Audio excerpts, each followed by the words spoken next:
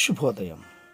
Global బెతేనియా Calvary ministry తరపున ఈ ఉదయకాల సమయంలో మరొకసారి మీ అందరితో కూడా కలుసుకుని దేవుని యొక్క ఉన్నతమైన పిలుపు మేరకు మరి చక్కటి మాటలు వింటున్న మనకును దేవుని యొక్క ఆదరణ, ప్రేమ మనందరిపై కుమరించిన రీతిని బట్టి దేవునికి మహిమ తెలుపుకుంటూ ఈరోజు కూడా పరిశుద్ధమైన వేద గ్రంథంలో నుండి మరి యొక్క చక్కటి మాటను చదువుకుందామండి. యెషయా గ్రంథము 41వ అధ్యాయము 10వ వచనాన్ని నేను చదువుతున్నాను.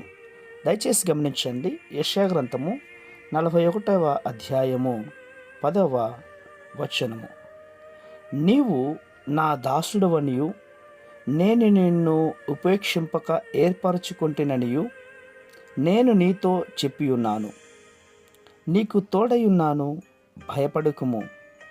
నేను నీ దేవుడై ఉన్నాను, దిగులు పడుకుము.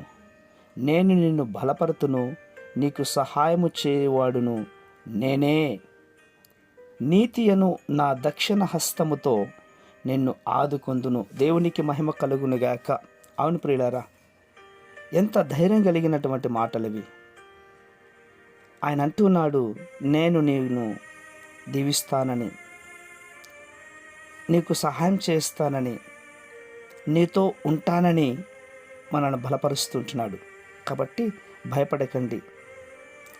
ఎట్టి పరిస్థితుల్లో కూడా ఏ విధమైనటువంటి స్థితిలో నీవు ఉంటున్నావో తెలియదు, కానీ ఈ ఉదయకాల సమయంలో దేవుడు నీతో సూటిగా మాట్లాడుతున్నాడు, నీకు తోడై ఉన్నాడు అని.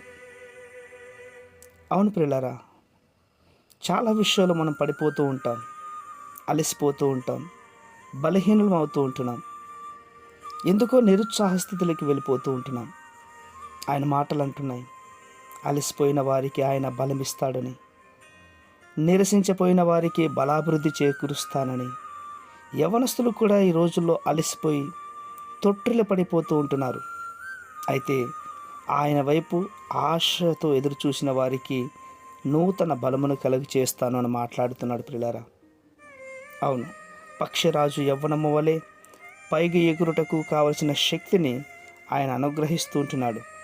ఈ వాగ్దానం ఇజ్రాయేల్ ప్రజలైన మనకే కానీ వేరే వాళ్ళకి కాదు కదా. నమ్మకంగా ఉండు, విశ్వాసంగా ఉండు, జారిపడిపోకు. దేవుడు నీకు సహాయం చేస్తానని వాగ్దానం చేశాడు. సహాయం చేసినవాడు, వాగ్దానం చేసినవాడు నమ్మదగిన దావుడు. ఆయన ఎప్పటికీ కూడా నిన్ను నన్ను వదలడు. ఎట్టి పరిస్థితుల్లో కూడా అపవాది చేతికి అప్పగించడు. ధైర్యంగా, దృఢంగా, నమ్మకంగా, విశ్వాసంగా ఉండి నిన్ను, నీ కుటుంబాన్ని, నీ ఆత్మీయ జీవితాన్ని, నీ కుటుంబంలో ఉన్న సమస్యలన్నింటినీ దేవుడు సమృద్ధిగా తీర్చి నిన్ను బలపరిచి స్థిరపరచునుగాక. పరిశుద్ధమైన మా ప్రియ పరలోకపు తండ్రి, చాలా చక్కటి మాటలతో మమ్మల్ని ధైర్యపరిచారు నాయన.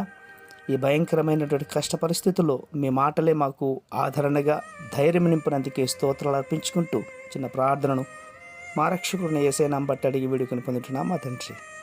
ఆమేన్, ఆమేన్, ఆమేన్.